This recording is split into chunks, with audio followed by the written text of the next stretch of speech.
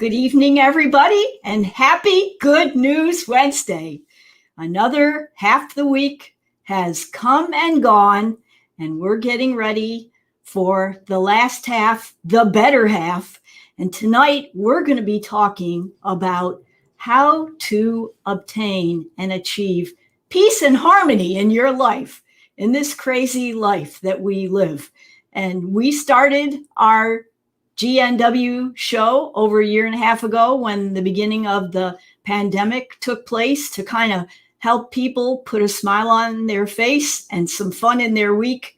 And we've had a great response, and we're going to keep on going. We're going to take a licking and keep on ticking until we don't go anymore. But right now we have an exciting evening planned for you, because this past week, as you know, was Monday was Flag Day, and on our Monday morning wake up call, and if you don't get that, shoot me an email at Karen@homesbydonovan.com, and I'll be glad to send you out a copy of our free weekly newsletter.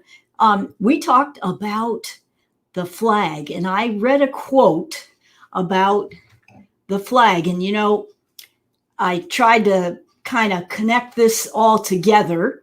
Oh, and by the way, welcome to our Good News Wednesday live in New York this week. We're in the New York studio. I know it looks like the Florida studio, but we kind of switched things up a little bit here.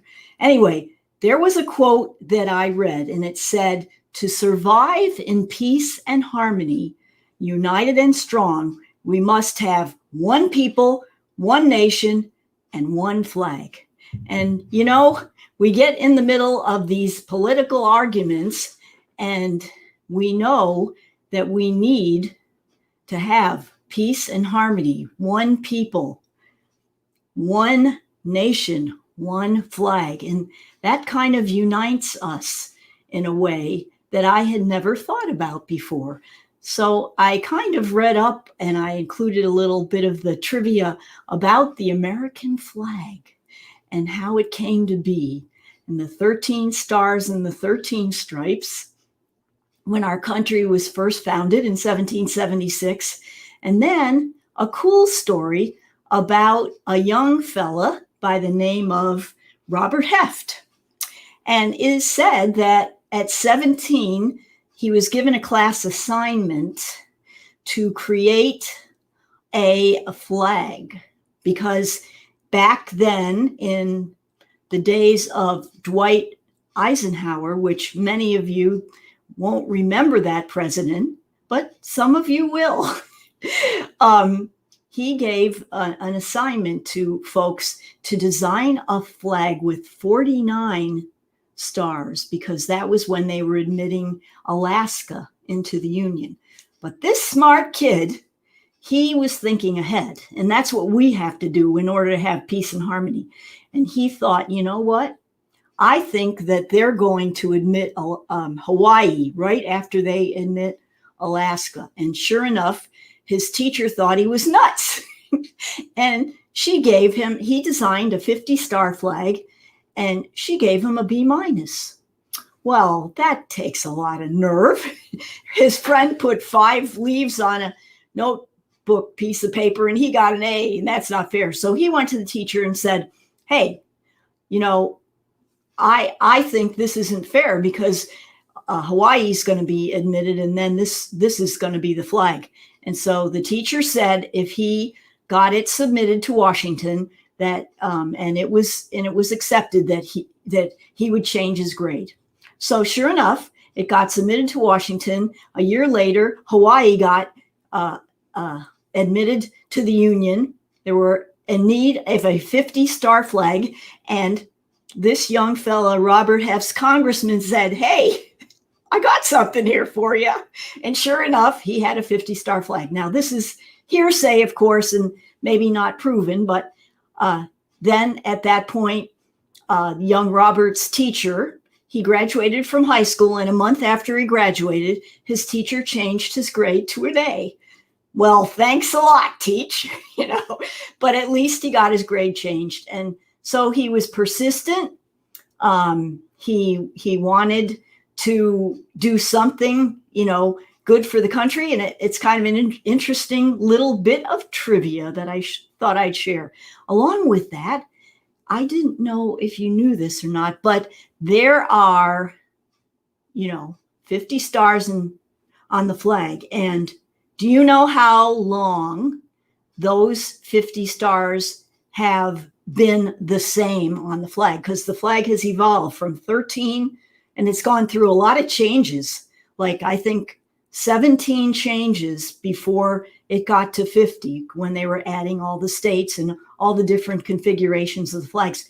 So right now, our flag that we have, that I played in the intro, 50 stars, that's been in existence for 50 years. How about that? So there's my information about the flag, which unites us and helps us in peace and harmony to unite as one nation. And I'm kind of excited about that. There's a lot of cool things we can talk about how to gain peace and harmony, but I shall talk about them a different evening. For now, let's go to last week's trivia question, which I'm sure you are all waiting for. Drum roll, please. Okay, so this past week, we were talking about focus and how to gain peace and harmony. And the trivia question that a lot of you participated in was ways to obtain peace and harmony in your life and stay focused. And the way that our trivia contest works is each week we have 4 winners who get a Panera gift card. And then everybody who wins gets put in the grand prize drawing. And at the end of the month, we choose one of those folks to pick their favorite charity, and we pay it forward based on the number of people who play trivia for the month. So it's kind of cool because if you don't win a Panera gift card, keep trying. You'll win sooner or later. But at least your entry will count towards a vote for charity, and then we give money to that charity. This month, the charity that was chosen was the ASPCA, and it was to help place homeless animals that are otherwise going to be euthanized. So that's a cool thing and a cool charity. And each month it's very exciting. It's very different. Now, on to our trivia question for this week.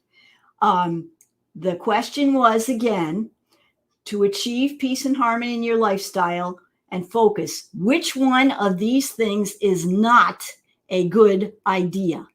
A, getting enough sleep. B, drinking coffee in small doses. C, getting some exercise. And D, multitasking.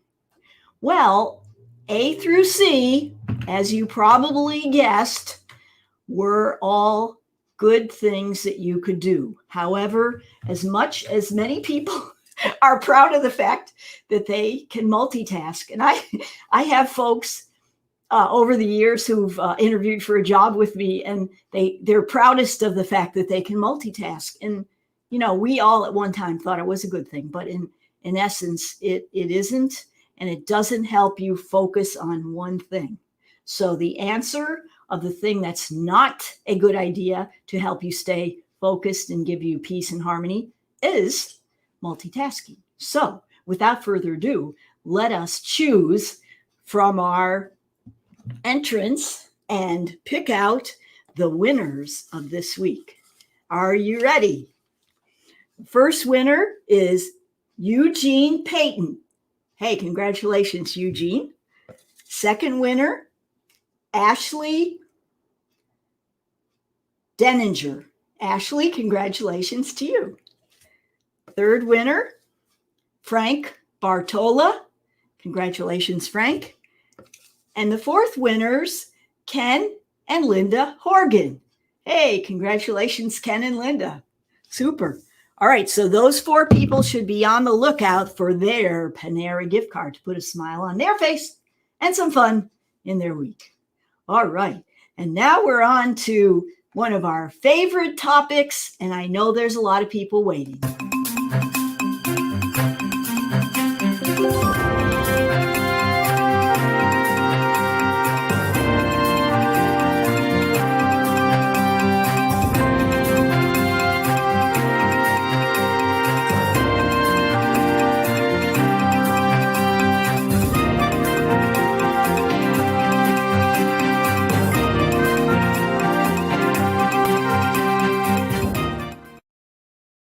All right, so we have our birthday shout outs this week, and this is the part where we wish a happy birthday to everybody whose birthday is coming up either today or this week, and we send them a personalized birthday cake as well as a song, original song.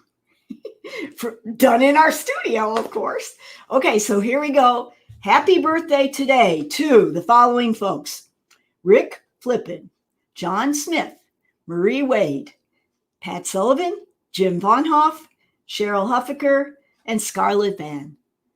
We wish you all a very happy birthday today. I'm sure you're doing something different right now than watching the Good News Wednesday show, but I'm sure you'll watch the rerun. Okay, then we have on June 17th, Christine Mont. June 18th, Kevin Walker. June 19th, Mike Furr. June 20th, Karen Lawrence. And June 22nd, and Robert Biancanello and Leon Sarkeesian. So we wish you all a very, very happy, happy birthday.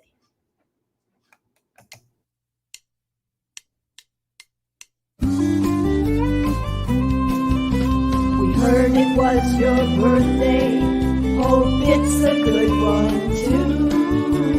Happy, happy birthday, now and the whole year through. And if you're having trouble with all those candles on your cake, just call us up, we'll help you blow them out. So you can take a, you can take a, you can take a break.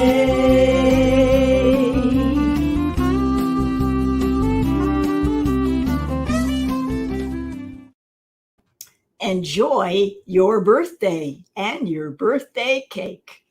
Looks pretty good. Okay, on to our next topic, which is continuing about peace and harmony. We've had a question.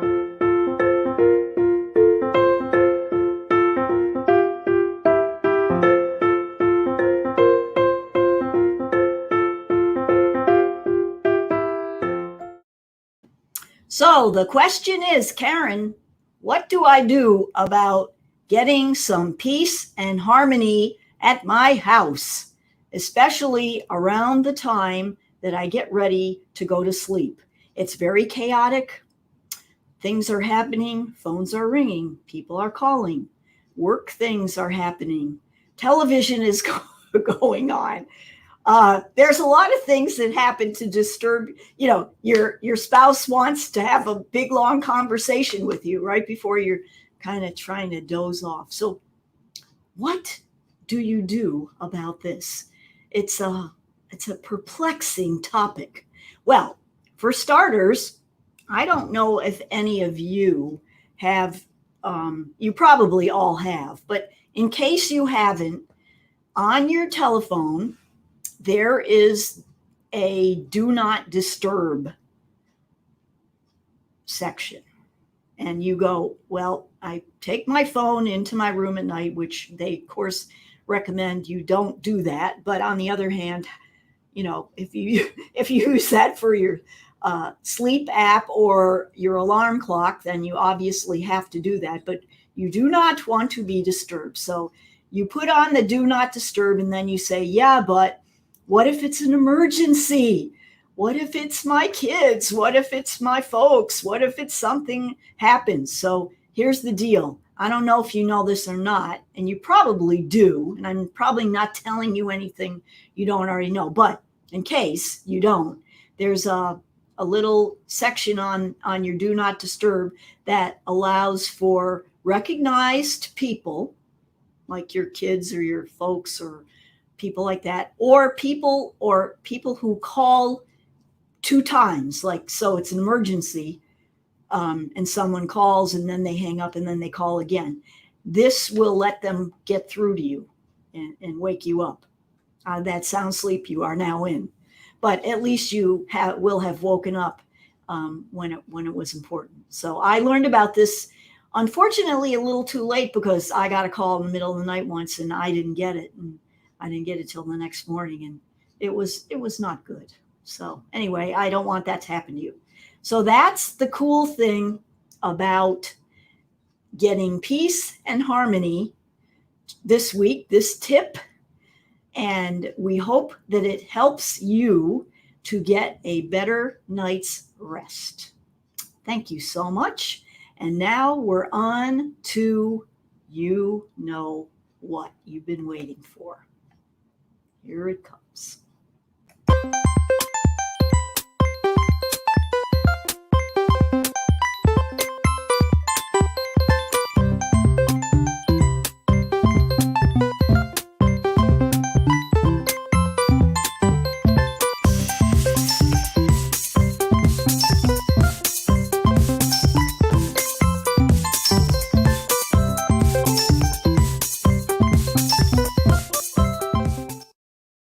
So we're back and we have an exciting topic coming up.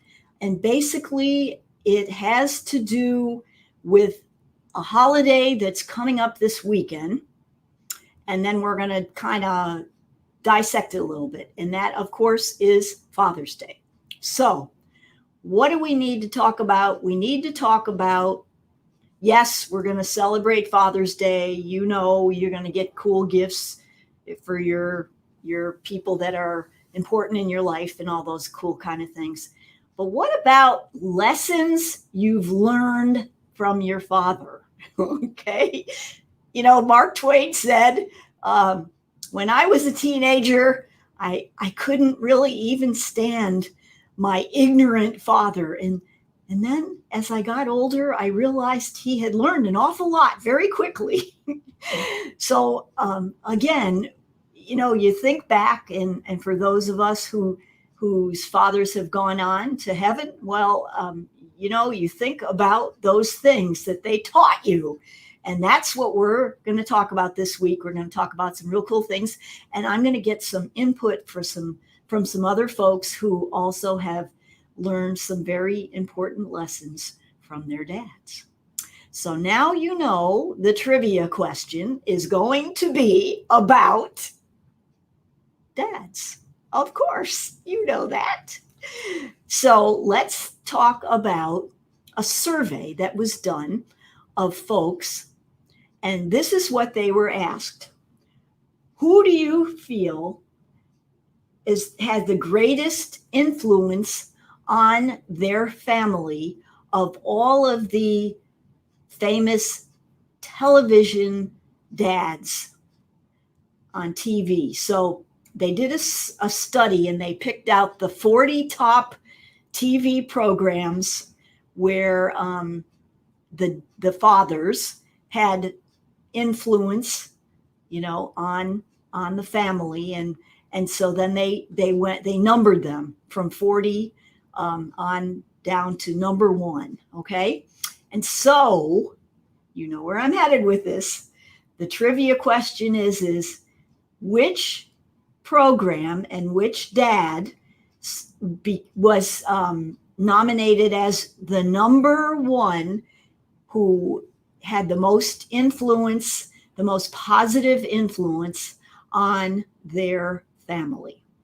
All right, now here are your choices. We've got A, William H. Macy as Frank Gallagher in Shameless. And if you've seen that show, it is hysterical. I'm not going to say any more till next week. B, Buddy Ebsen as Jed Clampett in Beverly Hillbillies. C, Carol O'Connor as Archie Bunker in All in the Family, or D, Andy Griffith as Andy Taylor in the Andy Griffith Show. So you choose which dad you think had the most influence and was the winner of that contest, the number one dad who had the best influence on their family. All right, that's the question this week. Now, if you would like to try to answer that question tonight, you can be an instant winner. And all you have to do is answer in the chat if you are on Facebook, or the comments if you are on YouTube, or you can send me an email at Karen@homesbydonovan.com. And then I hate to give you more choices, but you have one more, which is you can request the Monday morning wake-up call newsletter at Karen@homesbydonovan.com and get an official entry form with the same question on it, and you can answer that on Monday. But if you answer tonight and you are correct, then your name automatically goes in the drawing for next week. Okay? So we hope that you all have a great Father's Day weekend and that you have an enjoyment of peace and harmony, and that you make it, until next time, a great week. Bye-bye. It's the Good News Wednesday show. Come on, kids, it's time to roll. Tell everybody that you know. Watch the Good News Wednesday show. Good News Wednesday's finally here. Let's stand up